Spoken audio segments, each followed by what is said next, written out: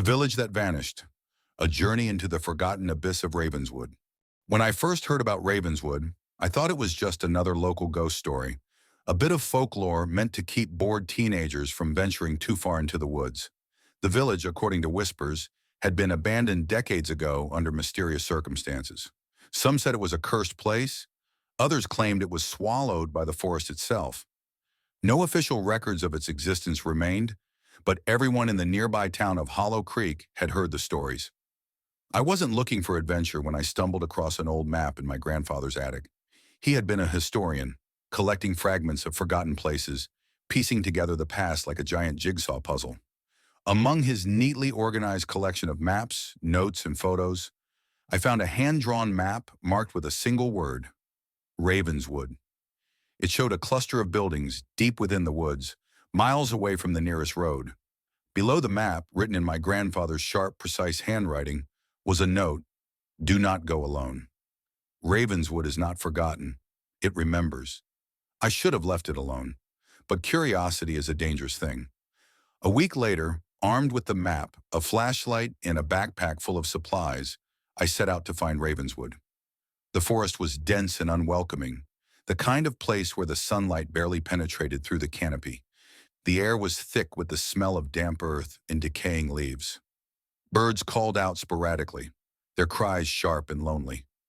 The deeper I went, the quieter it became, until the only sounds were my own footsteps and the occasional rustle of unseen animals. The map was crude but surprisingly accurate. After hours of hiking, I reached the edge of a clearing. And there it was, Ravenswood. The village was a ghost of itself, a collection of crumbling buildings swallowed by nature. Ivy crept up the walls, roofs had caved in, and the cobblestone streets were cracked and uneven. A tall, rusted sign at the edge of the clearing bore the village's name, the letters barely legible beneath layers of grime.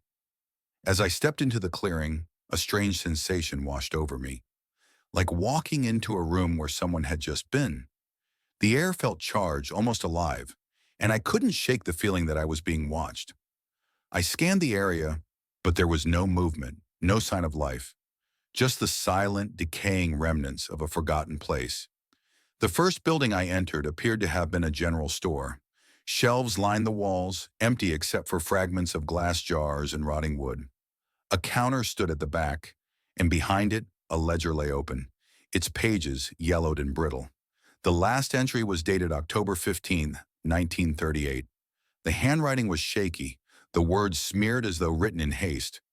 "They're coming. We can't stay. God help us." I left the store quickly, my heart pounding. Outside, the silence seemed heavier, the air colder. I told myself it was just my imagination, but deep down, I knew something was wrong. I spent hours exploring the village, moving from building to building. A schoolhouse with broken desks and shattered windows. A church with its steeple leaning precariously to one side. A row of small cottages, their doors hanging open, their interiors stripped bare. Everywhere I went, I found signs of a sudden, panicked departure. Overturned chairs, scattered belongings, food left to rot. But there were no graves, no skeletons, no sign of what had happened to the people who had once lived there. As dusk fell, I decided to head back, but as I retraced my steps, the forest around the village seemed different. The trees were closer, their branches intertwining overhead, blocking out the fading light. The path I had followed earlier was gone, replaced by dense undergrowth and unfamiliar terrain. Panic set in. I tried to stay calm, to follow the map, but the landmarks didn't match. I wandered for hours, the forest growing darker and colder with every passing minute.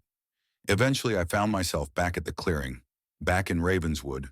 Night had fallen, and the village was bathed in an eerie, pale light. I stood at the edge of the clearing, breathing heavily, trying to make sense of what was happening. That's when I saw it, a flicker of movement in one of the windows, a shadow, quick and fleeting, but unmistakable. I wasn't alone. I told myself it was just an animal, maybe a deer or a bird. But then I saw it again, this time in another building, and then another. Shadows moving inside the ruins, darting between the buildings, too fast and too deliberate to be animals. The air grew colder, the silence heavier. My flashlight flickered, the beam sputtering as though something was draining its power. I backed away, my hands shaking, and then I heard it. A voice, faint and distant, calling my name. I don't know how I ended up inside the church. One moment I was in the clearing, and the next I was standing beneath the leaning steeple, the rotting pews stretching out before me.